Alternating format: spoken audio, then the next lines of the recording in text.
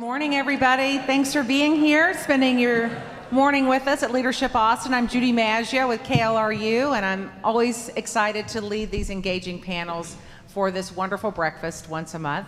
And our topic this morning is immigration, boundaries, and borders. Before we get started, a quick reminder, because we love it when you guys post on social media. So use the hashtag #LeadershipATX or #LeadEngage. So before we begin our program, I want to first introduce our wonderful fearless leader, Leadership Austin's board president, Dr. Colette Pierce Burnett. Colette? Thank you, Judy. Good morning, everyone. 7:30 a.m., 8 a.m., you're dedicated people. I love that. I just want to say a few words on behalf of the board before I introduce my friend and ally and accomplice, Luis Rodriguez. One of the things that Leadership Austin prides itself in is being an honest broker for important conversations. So I want to give you something to think about. Between the years of 1892 and 1954, there were 12 million immigrants processed into Ellis Island. So that was an average of 5,000 people per day in the shadows of the Statue of Liberty. So as a nation, over time, we've begun to see immigration to be something different. And I think that's something that we need to process for our social responsibility and our individual way that we think and look at things. So today I encourage you with this robust, phenomenal, talented panel facilitated by our own Judy Maggio, that you have an open mind and an open heart for your personal responsibility when it comes to how we as a nation perceive immigration, going from 12 million open-armed, 5,000 a day, to now. So Luis Rodriguez will do our formal introductions, and I thank you for being here, and I want to see everybody 7:30 a.m., 8 a.m.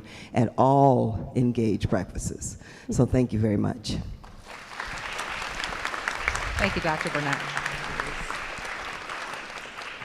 Thank you, Madam Chair. We have a great leader at Leadership Austin with our wonderful chairwoman and all of our board of directors, and Christopher Kennedy, our president. Again, my name is Luis Rodriguez. I have the honor and privilege of introducing our topic of today on behalf of our board of directors on immigration, boundaries, and borders. As the son of an immigrant, my mother was one of 14 children. They have a lot of children in Mexico in the 60s, 50s, and 70s. Once upon a time, she, along with 12 of her siblings, made the trek and crossed our Rio Grande border to seek a better life in the United States of America, as many do, the land of opportunity, and many, the land of opportunity to those south. And I'm happy to say my mom found the American dream. She fell in love with a Puerto Rican, a Vietnam veteran, in San Antonio, Texas, and had two incredible children. Incredible children.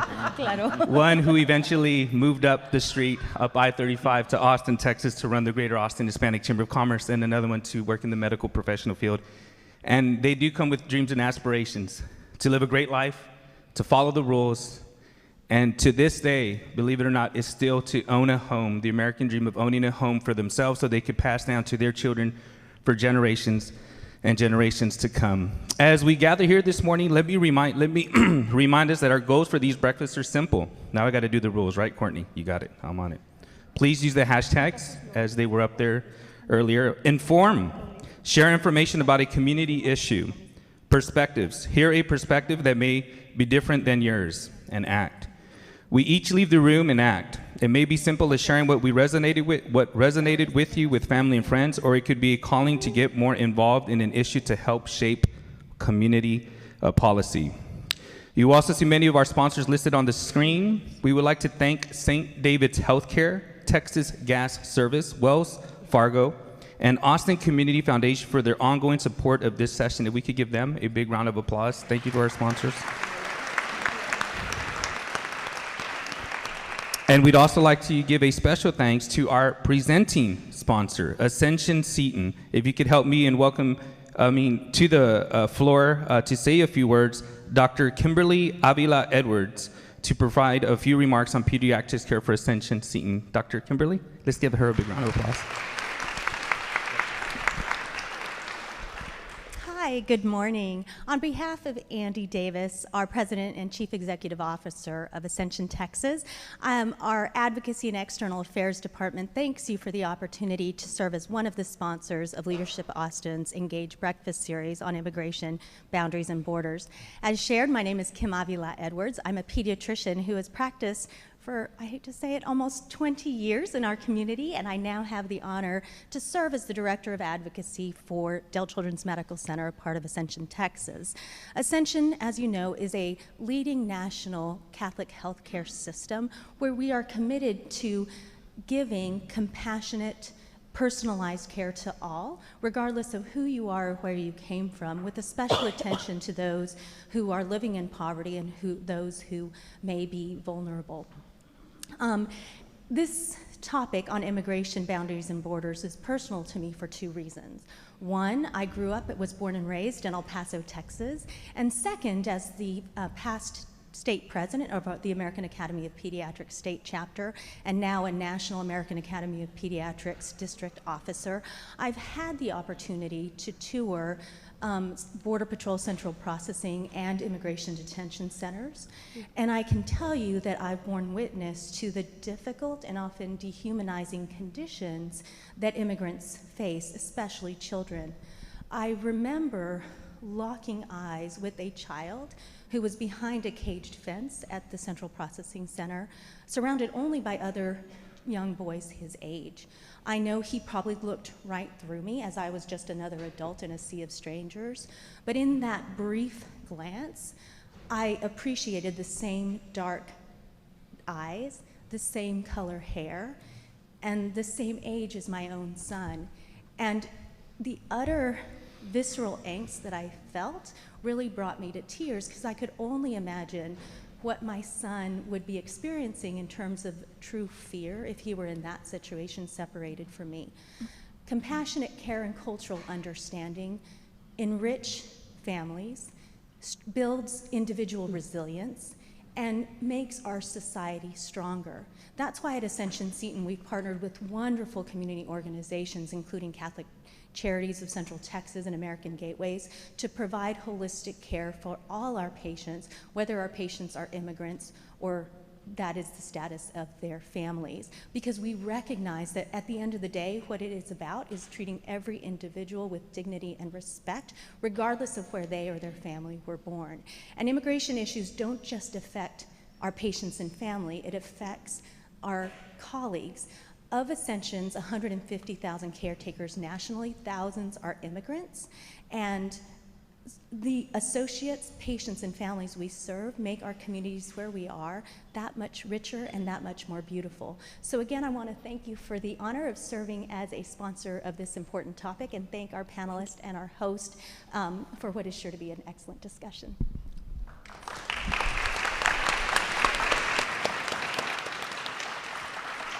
Thank you, Kim, and thank you, Luis and Colette, for framing this in such a beautiful way before we get the discussion started. I loved what you said about compassionate care and cultural understanding, and I hope that those two items will be at the forefront as we move forward with our panel discussion today. I lead Decibel, which is the News and Public Affairs Division of KLRU, and one of the reasons this partnership works so well is we are often covering the very same issues that matter in our community. We are live streaming on our Decibel ATX Facebook page right now, so we hope that you will share that Facebook stream or at least share the YouTube version of it, which will be coming out later today, because everyone can't be down at the library on an early weekday morning, right? So this is the way that Leadership Austin and KLRU and Decibel are able to share these conversations and scale the discussion of very, very important issues we are grappling with in our community and our country.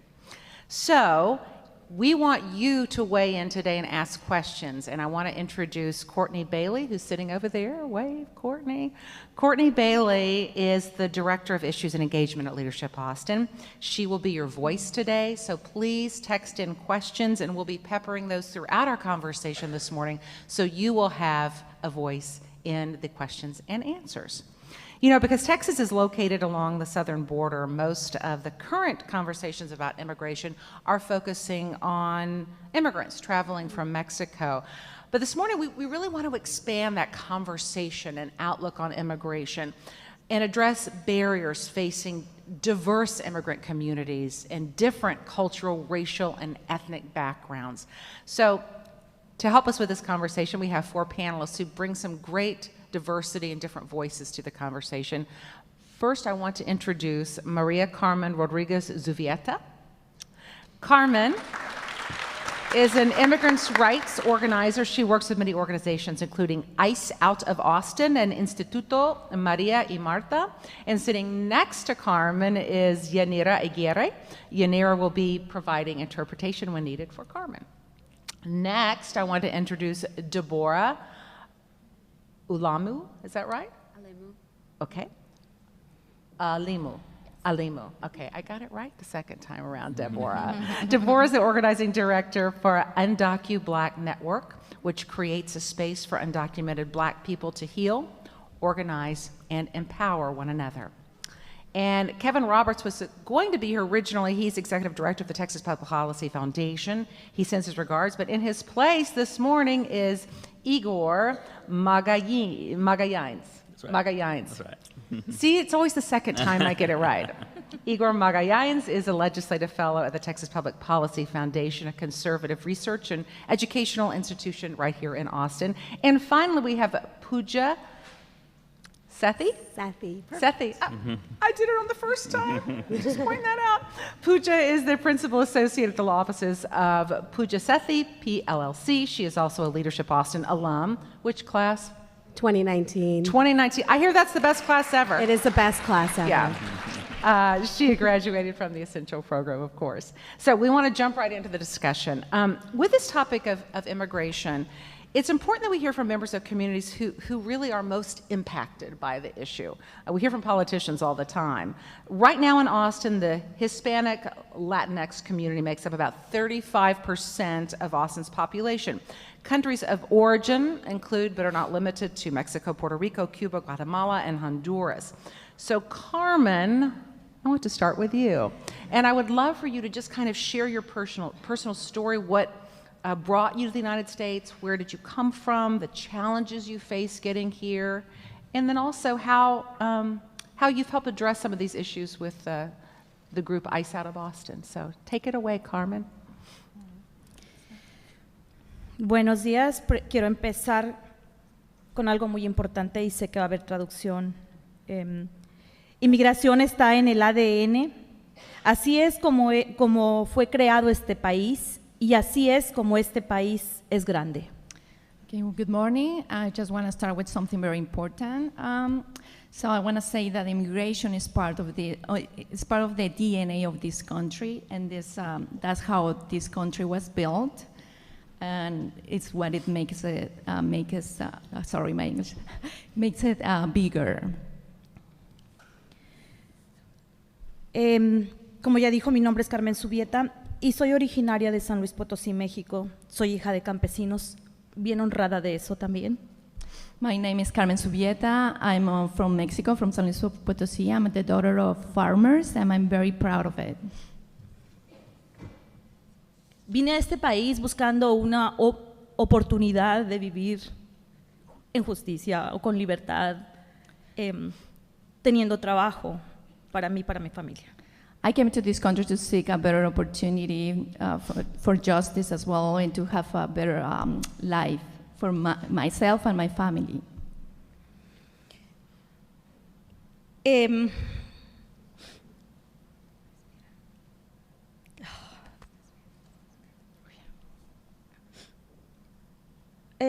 Mi esposo y yo vivimos en este país por más de 20 años.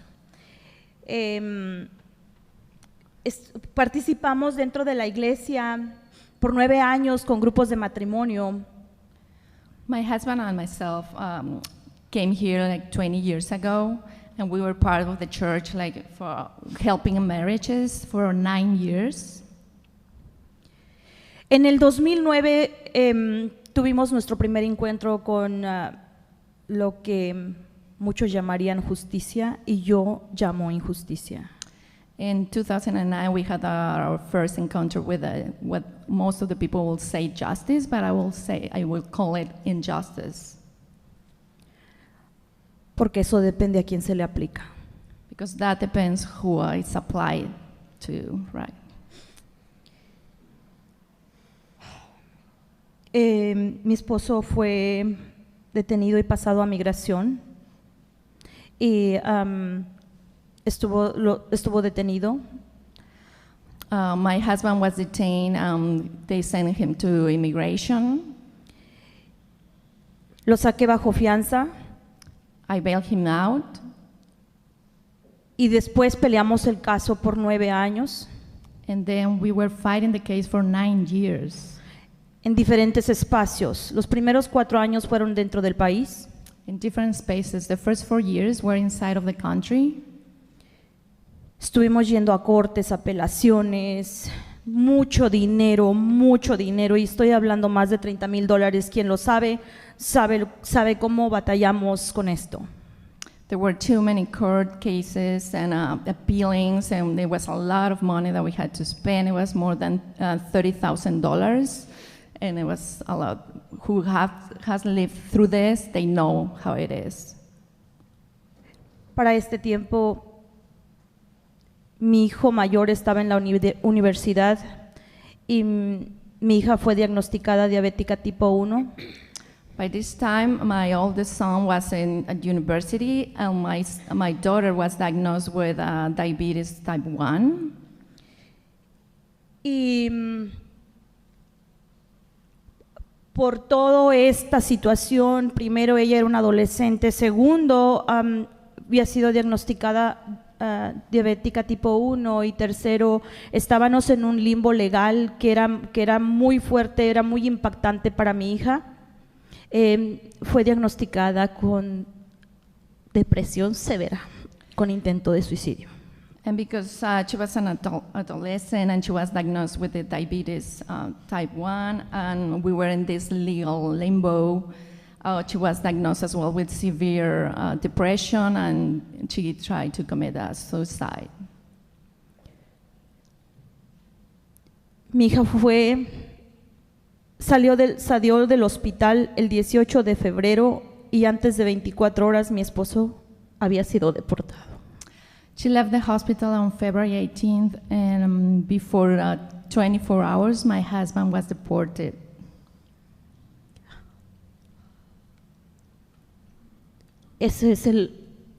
Como madre, esa es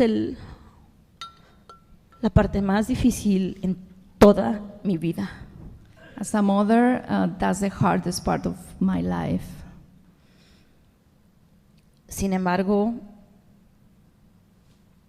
a pesar del dolor, a pesar de la depresión, a pesar de todo lo que existía a nuestro alrededor, con un niño de 2 años, con ese diagnóstico,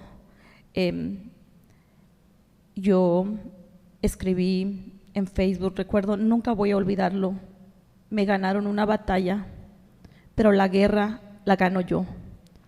Regardless of the pain and with a child of a 2-year-old child and with my husband there, I remember with tears in my eyes, like I posted on Facebook, like they won a battle, but the war, I will win the war. Sorry. Sin saber cómo, estaba dentro del activismo y luché con todas las armas que pudo haber tenido la ley y todas las cosas, utilicé todo lo que en mis manos estuvo. Fue una pesadilla larga de 5 años y no puedo ni siquiera explicar cómo viví esos momentos tan oscuros en mi vida y tan difíciles. Without knowing, I was involved in activism, and I fought for 5 years, and I can't explain how hard it was for me to living through this hardship. Decidí que pelearía o moría en la lucha o mi esposo regresaba. Mi esposo regresó después de 5 años. And I decided I will die on fighting or my husband will come back. And he came back after 5 years. Solo quiero decir que mantener un matrimonio por 5 años separados no es realmente viable, pero para nosotros lo fue. I just want to say, like, keeping a marriage for 5 years separated, it's not a viable thing, but it was for us. Y estamos juntos y estamos muy contentos. Tengo mi mejor amigo conmigo y tengo el mejor padre del mundo, tengo la mejor persona conmigo, mi soporte. And we are together, we are really happy together. I have my best friend with me, the best father, the best support. Y sigo aquí. Después de lo vivido, esto para mí es una decisión de por vida. Luchar por todos aquellos hijos, esposas o esposos. And to me, it's a life decision to keep fighting for these sons, daughters, and spouses. And, yeah. Y estoy dentro de ICE, fuera de Austin, porque es un espacio hecho por inmigrantes, para los inmigrantes, para las familias, y está compuesto por inmigrantes indocumentados o personas que han inmigrado de otros países. Es un espacio para nosotros, es un lugar de familia. And I'm part of ICE out of Austin because it's an organization made by immigrants for immigrants, and we are all undocumented immigrants. Un espacio de confort. And it's a comforting space for all of us. Y donde hacemos cambios de pólizas dentro de la ciudad y tenemos el soporte emocional unos con los otros. And we change the policies inside of the city, and we have emotional support within us, ourselves. Eso es mi testimonio. That's my testimony.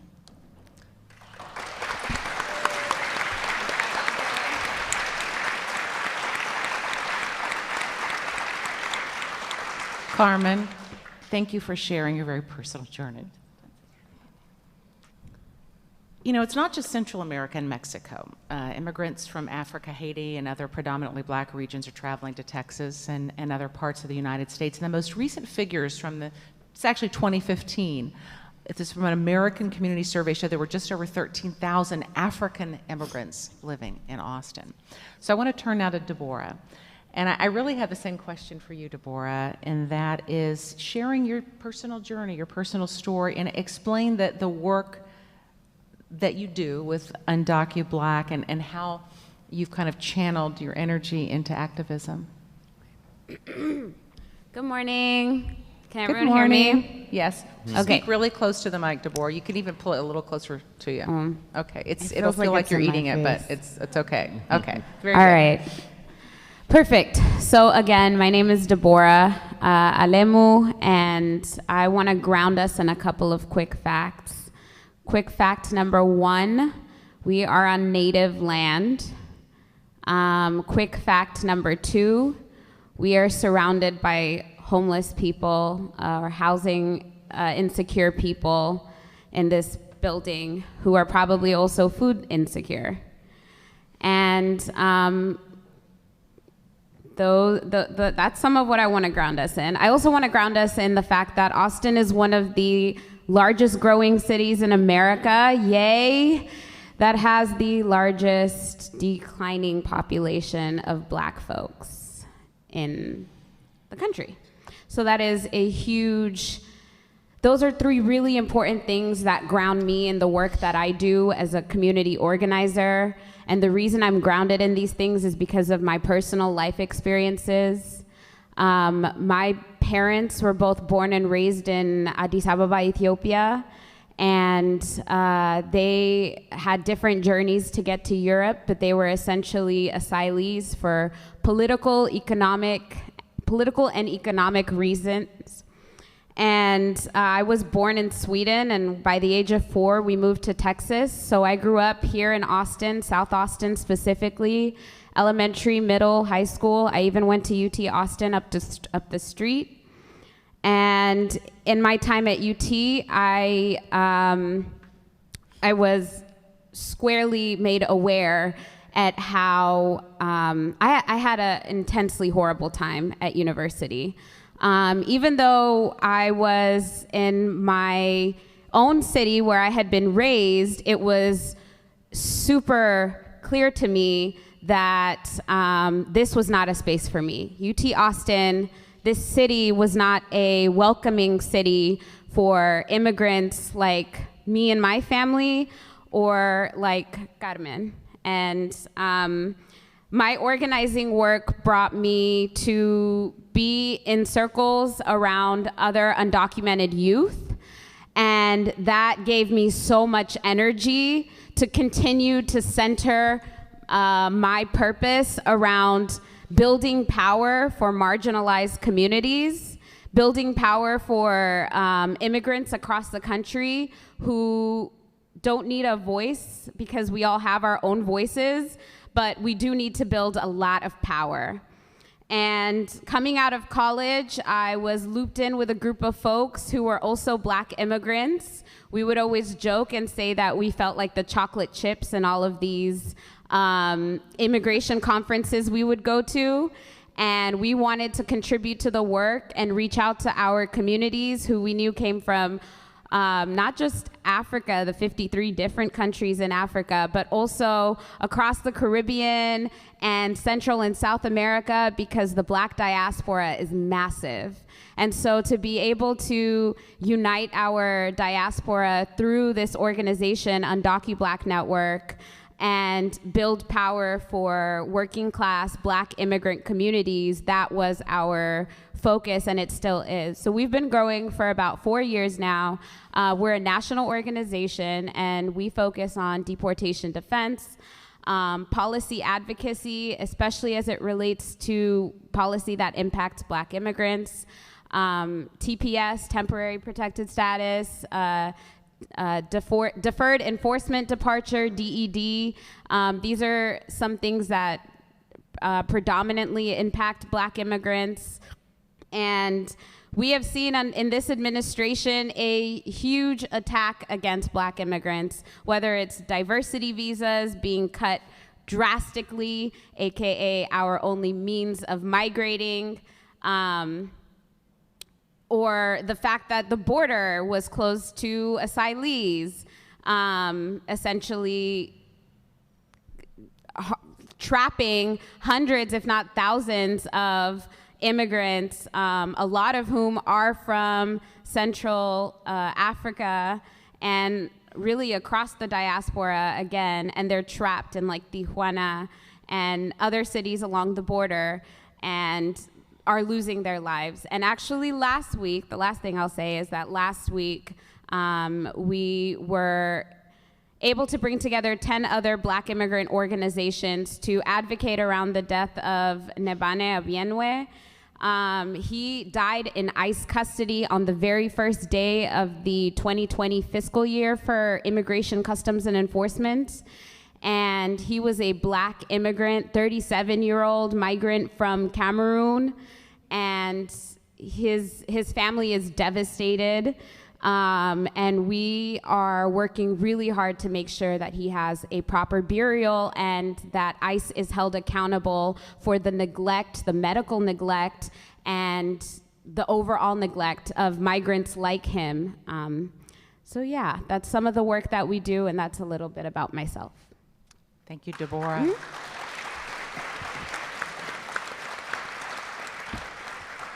I invite all of you to be thinking of some questions that you want to ask these panel members, but we want to move on to Pooja. Pooja, you're going to talk about kind of the legal lens on all of this. You're an immigration lawyer, and I know that you work largely with the South Asian population. It's my understanding the Indian community is the largest Asian population in Austin. Can you tell us a little bit about your role in addressing immigration and immigration law, and I suppose there are some unique challenges in this community? there are. Good morning. Good morning.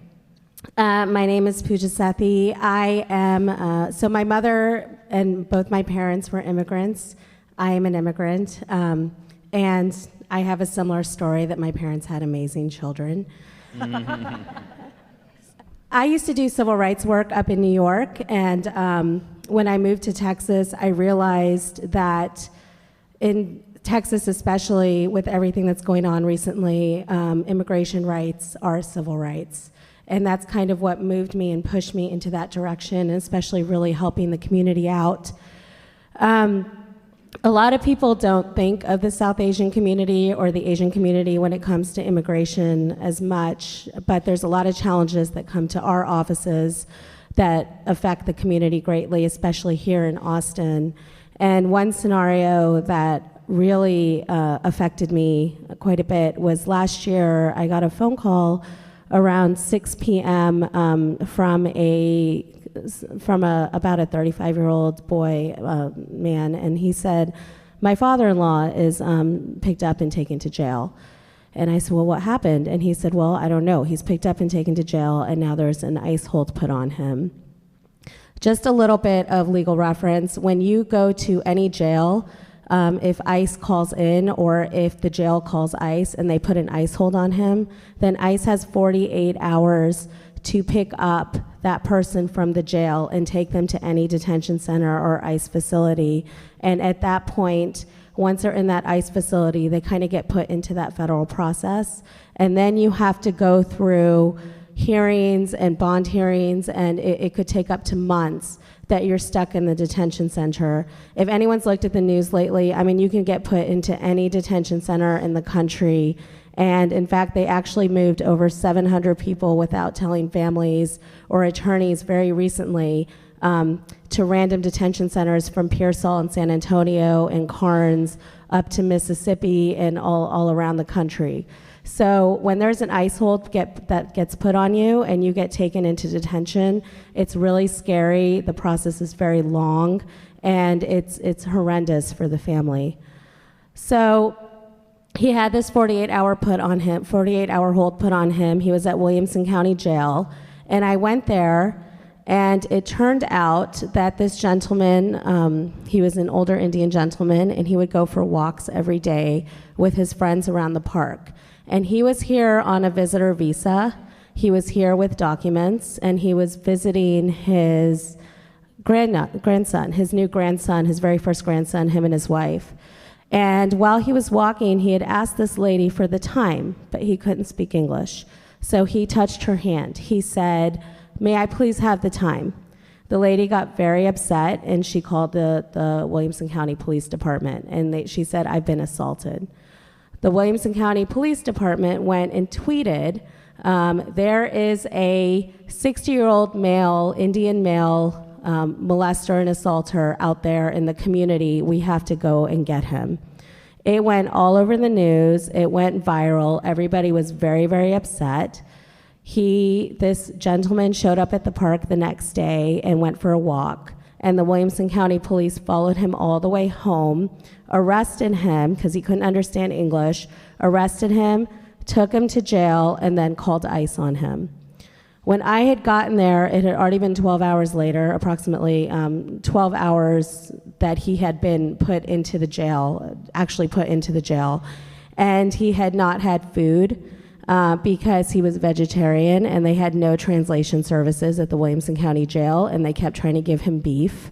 He had not had his medication, and he had high blood pressure and diabetes, and they did not give him medication again because they couldn't understand him, and they never bothered to go get a Telugu translator. He was here on a visitor visa. Again, they never bothered to get a translator, and he was still stuck. He was stuck in the jail. And he was upset. He had no idea why he was there. When I got there, I explained to them what was going on. They said, "We don't care. We now have to wait for ICE to come." So, and the man was 75 years old. There's a very big difference between a 60-year-old and a 75-year-old in age and actions and everything. And when I saw the man, he was sitting behind the glass screen, and his hands were shaking, and he had no idea why he was there. So we ended up calling the media and telling them what happened, and then the media was really good. We got KI to come, and they did a story, and then we went to the Williamson County Jail and said, we're going to release the story within a few hours if you don't let him out right now. And they ended up letting him out, which was amazing because they're very scared of the media and what they were going to say. So that was wonderful. But the backlash on the family since then was that the community out there started sending them hate messages. They started putting social media. The family was really scared. They were like, we just had a newborn baby. We can't live in this community anymore. And they ended up sending this their father-in-law home. He was also very sick. He got back to India and he went to the ICU because he was so sick from everything that happened to him, and he ended up passing away 3 months later. And I mean, that was pretty much what happened to him. That's a very real story that happens to the Indian community, that happens to the Asian community, that happens to the Latinx community, to the Black community. I mean, it's very much a race issue, picking up people, targeting them, not having translation services in the jail, not treating people correctly, calling ICE on them. I mean, these are real stories that happen every day in our community, and that's one scenario that just affects the Indian community. Thank you. These are such human, heartfelt stories, and it's an important part of, I think, the discussion to put a face and a personal story on what's being faced by the immigrant community. But it's also very important to hear many different perspectives and voices on immigration. And Igor, I know that you have an interesting story. you're an immigrant from Brazil. We chatted a little bit. It is a fascinating story. And your perspective is going to be a little bit different from these three women who we've been hearing from this morning, and these very, very heartfelt stories of heartache. You've been in support of the current administration's immigration reform efforts, and you've said the system is badly broken. I think we can all agree the system is not working, that it is a broken system.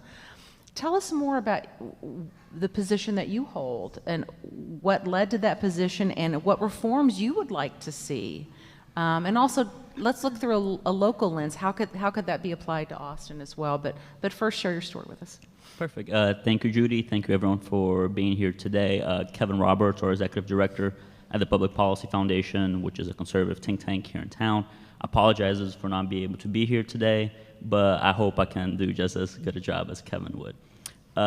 Like she mentioned, I am an immigrant myself. I moved to the United States around 11 years ago from Brazil after my father received an offer to run a small Brazilian Jiu-Jitsu martial arts gym in the Houston area, as he was a professional martial artist in Brazil, which is kind of a unique story. And it kind of caught us a little bit by surprise. My dad wanted to come to the United States, but he wanted to make sure that he would come through the proper channels.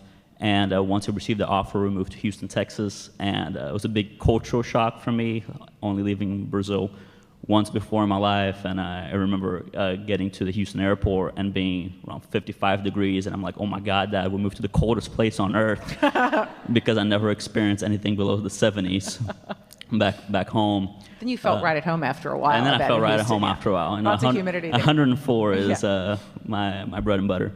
But yeah, it was very difficult for me in the beginning, as my dad was the only one in our family that spoke English, even though it was broken English at the time. And I got into the American education system, and I would do English second language courses, but most of my time was just sitting in the classroom staring blankly into the teachers as I couldn't communicate. And it's just interesting because I used to be picked on for being the new kid, being the new kid by the white kids for not speaking English and the Hispanic kids for not speaking Spanish, as I am a Portuguese speaker. So it was difficult in the beginning, but the community embraced us very well down in South Houston. And fast forward, around 10 years later, we're now American citizens, having gone through the visa system, the green card system, and now citizenship. I have graduated from UT as well, down the road. And my sister now practices law in New York, and our small martial arts school in Houston has transformed into 2 with over 1,000 students. So we really are blessed to be in this country. Very thankful for the American generosity and living the American dream. Moving to immigration policy, I do believe that the system's broken and it needs major reform. We have between 11 to 22 million undocumented people in the country. We have hundreds of thousands of people coming to the border every month. And we have a Congress that fails to act. Our immigration framework is very outdated, dating back to the 1980s and 1990s. And they do not reflect the recent migration patterns that we see. Prior to, or historically, in the 70s all the way to the early 2000s, the majority of people apprehended at the border were Mexican adults trying to evade Border Patrol and try to come to the United States for economic opportunity.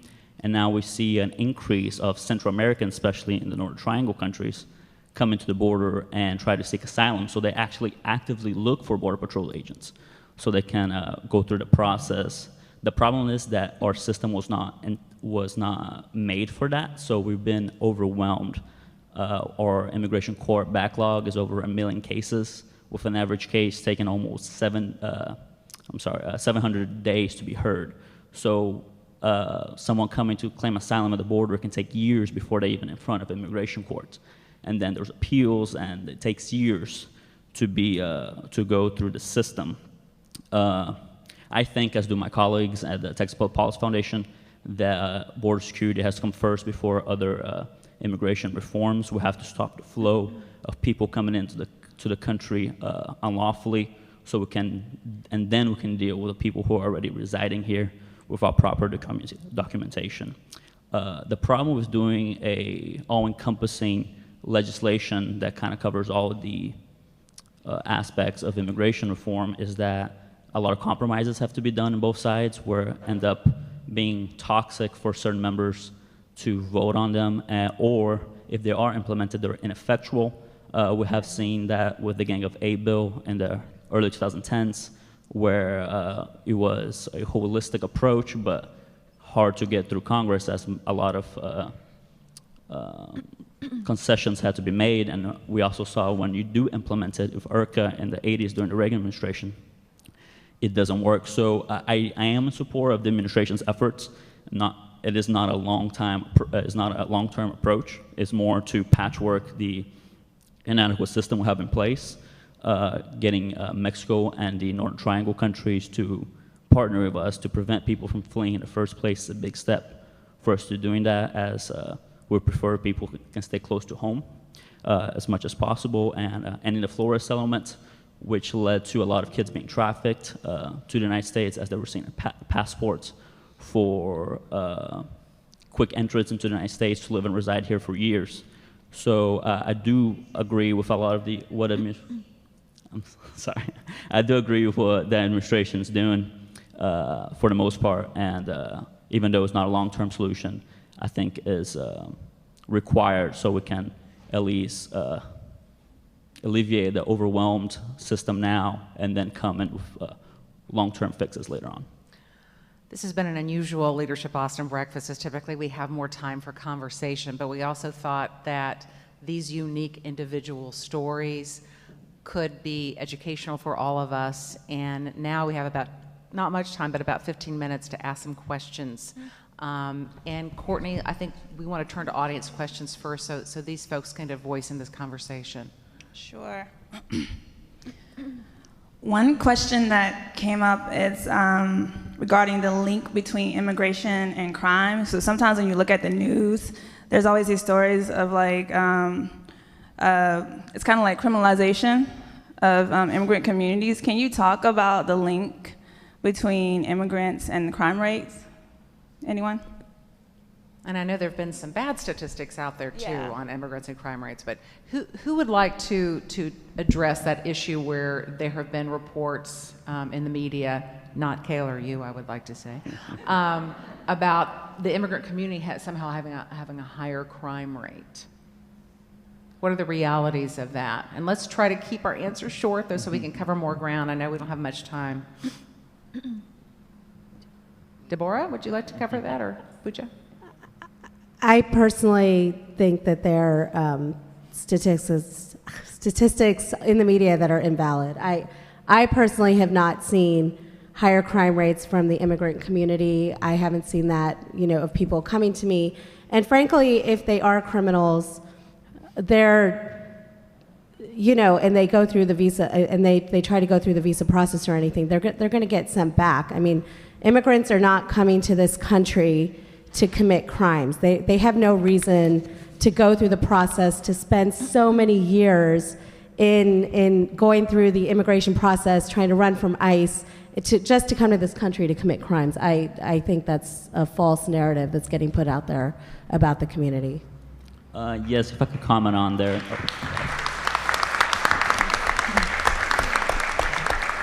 I do agree that there has been bad statistics put out there about the crime rate of aliens here in the country.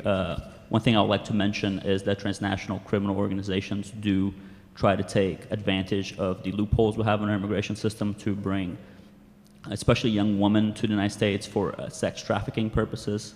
And a lot of them, or gang affiliations here in the United States, make their money through that and then send it back to the organizations in the Northern Triangle countries and in Mexico, which kind of becomes a cycle of funding through the United States, through criminal activities, sending back to their home countries, which drives people to the United States. So as I do agree that there's some bad information on the criminality of aliens, I do want to recognize that criminal activity is real in the immigration community, and it should be addressed accordingly. In Igor, in all due respect, I think that the term alien is not an acceptable term when we have discussions like this. It's a term used in legal circles as unaccompanied alien children. And legal circles are incorrect. Just like it was legal to own another human being and have them work for you, that was legal, but that doesn't make it correct. Just because it's legal to say alien, it doesn't make it correct. And we're saying that as immigrants, that is extremely offensive. And as so you probably shouldn't use that terminology. And another thing we shouldn't do is frame conversations about immigrants around crime. That is so dangerous when you have... I'm not framing You want to it. talk about crime, we could talk about Wall Street, or we could talk about the crime that Border Patrol and those officers who work for Department of Homeland Security, the crimes that they commit towards immigrants who are detained in detention, towards immigrants who are trekking across the border for their lives. We can talk about crime, how immigrants are criminalized, but not how immigrants are criminals, because I agree with you, there's crimes on both sides, but we do have to recognize that we're not having there are crimes on both sides conversation, because you're talking about a severe power difference here. The differential between criminal organizations are pretty much running a lot of Central American countries at the time. The over 50,000 immigrants who are currently detained in detention centers across the United States of America are being used for profit. Every single day, our bodies are used for profit. We are lining the pockets of private prisons, and these CEOs who are making millions of dollars off of our detention, our death. And Nabana's death has made money for people also. And that's why you see this backlog. That's why you see this line. And it's not a backlog, it's an actual backlog that takes years to be addressed with only 400 or so. And the Trump administration, who you say you're agreeing with, has done everything to make this backlog even longer and even slower. There's absolutely, Igor, I'm going to have you address that, and then I want to move on and look for some positive solutions and ways we can address the issues at the border right now. Yes, Congress has not given the proper tools for our immigration enforcement team to be able to do the job properly. The only thing that they were able to do is to pass the emergency funding, which most of it went to Health and Human Services to address kids that were in bad situations at detention centers. A lot of that funding went to continue these detention centers, to grow the detention centers, add beds, which means... Add beds, exactly, so they can have proper care. Increase the quota. Let's go back to talking about issues, and I'm sure that this is fascinating debate. It really is, to hear both perspectives on this, because there are some very strong viewpoints on immigration. What I want to spend the rest of the time looking at, though, are what are the most pressing issues right now when it comes to immigration, and how can we begin to address them, and what are some ways we can help address them as citizens? Who wants to start with that? And I don't know if Carmen, if you want to translate for Carmen, but the most pressing issues right now with immigration and ways we can positively address them with solutions that all of us can participate in. Es justo lo que estamos haciendo en este espacio. So that's what we're doing right now in this space. Humanizarnos, porque a los inmigrantes nos han quitado la dignidad de seres humanos. Estamos siendo tratados como si fuésemos peor que basura. Okay. It's humanize ourselves, because immigrants are treated as trash. Y somos un gran negocio para todas las aves de rapiña. And we are a source of business for all these birds of prey. El sistema de justicia está tratando de criminalizarnos. The system of justice is trying to criminalize us. Los abogados de sacarnos todo el dinero que puedan. The lawyers to take advantage of us and taking our money. Los centros de detención haciendo negocio con cada uno de nosotros y después se lo regresan en candidatos para que su negocio siga siendo redondo. And the detention centers making money out of ourselves, of our people, and then they give the money back to the candidates so they can like grow their business. So, necesitamos espacios como esto donde nos regresen la dignidad de seres humanos. That's what we need, spaces like this, so our dignity is, we can get our dignity back as human beings.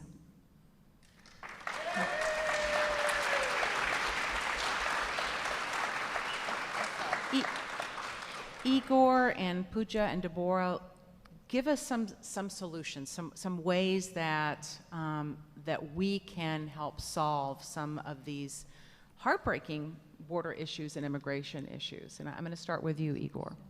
Sure. So as we all know, immigration is primarily a federal issue. But being from Texas, and we have so much the border land, and having so much of the undocumented community in our state, we have a outside responsibility to address that issue. I believe that down the street, the legislature and the governor have taken the proper steps to address the issue. We have Governor Abbott has sent some National Guard troops to the border to help alleviate some of the overwhelmed Border Patrol agents that were not able to properly do their job because of the large influx of people coming in. Also, I'm sorry. The legislature also has put money aside for border security as Congress fails to act, and so Texas is doing what it can with the limited ability of the states to respond. And in the individual level, I think it's individual responsibility if you feel compelled to give to organizations to help migrant communities. I am completely supportive of that. But primarily it's going to be a job for our federal officers to approach. Pooja, solutions and ways we can help as individuals, and I think this is kind of turning into our call to action section. We can work with politicians. We have elections coming up. People who believe in finding a pathway to citizenship for dreamers, their parents, people who are living in this country, people who don't believe in separating families and really want to fight for that.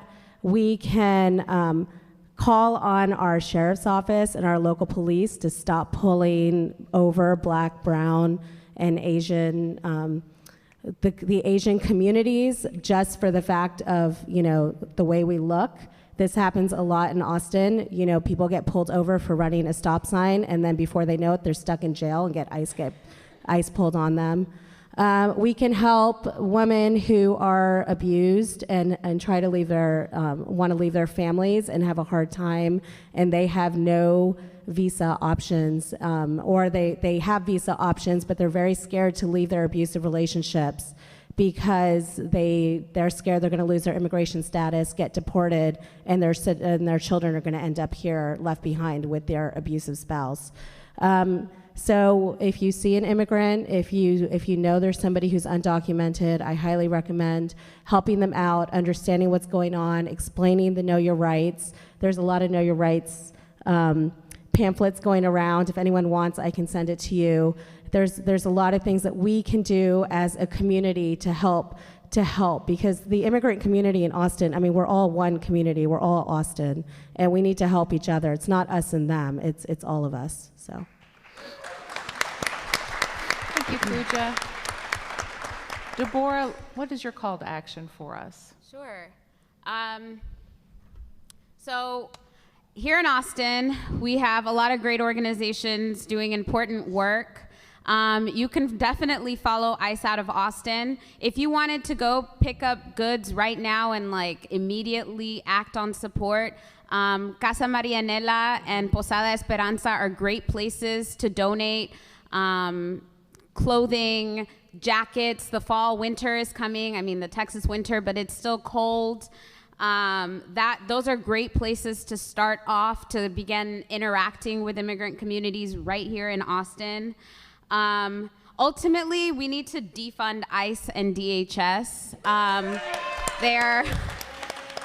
They've only really even existed for 15 years, and before that, the 400 years this country existed before that, we didn't need an ICE. We didn't need Immigration, Customs, and Enforcement, and we don't today. And that's what it's proven, the fact that there have been over 200 deaths in ICE custody. So that's what this is telling me, that they're incompetent, and they need to be completely defunded and completely eradicated. Ultimately, we need to reunite families who were impacted by deportation. We need to shut down every single detention center and jail that cooperates with ICE and profits off of black and brown bodies. If you are in real estate in Austin, please stop displacing folks in Riverside, in Runberg. If you, your friends, your family members are teachers who have retirement money that is, they basically put it into mutual funds? Mutual funds, thank you, oh my God. So get your money out of ICE. This is an entire cobweb and it impacts all of us and we don't even see it because it's so, subversive, it's so convoluted. So get your money out of ICE, stop displacing immigrants, especially there's so many black refugees and asylees on Riverside who are being displaced. But currently, City of Austin is about to hear from the Presidium Group. They're a group of developers who are about to knock out 1,400 housing units, a great number of those who go to students like myself at UT, when I was at UT, and also recent arrivals and immigrants who live in Austin. The only affordable places that are Capital Metro accessible are about to be knocked out by City Council. And so our mayor, if you have connections with our mayor's office, District 3 PO Sabina has been explicitly supportive because he has himself received $17,000 from these developers. So if you are in connection with anyone who is on the City Council or the mayor himself, dear God, let him know that they cannot allow this development to take place in Riverside because it is actively displacing immigrants like myself, working class people who live in Austin in this extremely unaffordable city and extremely gentrified, rapidly gentrifying city. If you're in politics, if you're not supporting policy like VAWA, DED, TPS, then you should leave politics. That's my best advice.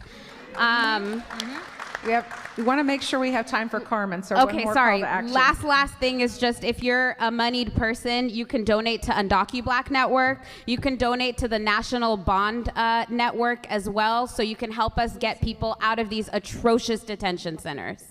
Thank you, Deborah. Carmen, we have just a few minutes left, and we would so much like to hear your call to action for us. Volvemos a lo mismo. Por favor, apoyen las organizaciones de inmigrantes si tú empatizas con ellas. Yes, we are coming back to the same. Please support the immigrant associations and be part of them. Y por favor, dejemos de votar por políticos soportados por grandes compañías. Necesitamos representación. Para eso es el Congreso. A mí no me representa. Representa a los grandes negocios. And stop voting for candidates who are supported by big companies, big corporations, because they are not representative of us. They don't represent myself. Solo los grandes negocios. Just only the big business. They represent just the big business. ¿Es todo o no? Por favor, les pedimos de verdad, dejen de deshumanizarnos. Ayúdennos a encontrar el camino de la dignidad y el respeto hacia los seres humanos. Stop dehumanizing us. Please help us find the path to dignity and respect, to be a human being, a real human being. Nos diferencia un color que refleja lo maravilloso del mundo, lo maravilloso de cualquier jardín. Eso es lo que nos hace diferentes y maravillosos. What makes us different is the color of our skin, and that represents the beauty of a garden, a big garden in this world.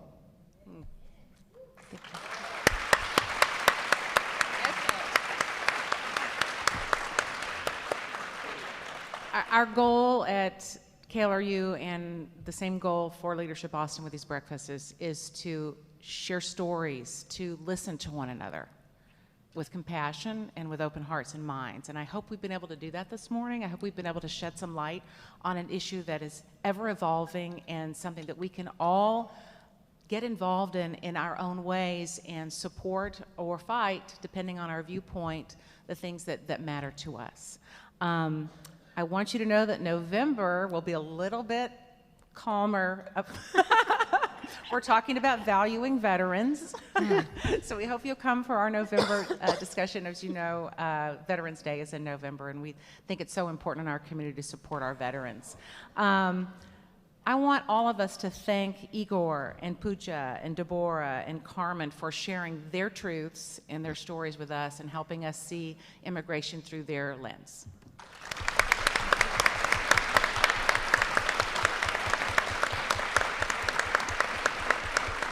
And thank you all for sharing your morning with us, and we hope to see you back here in November. Make it a great day out there. Thank you.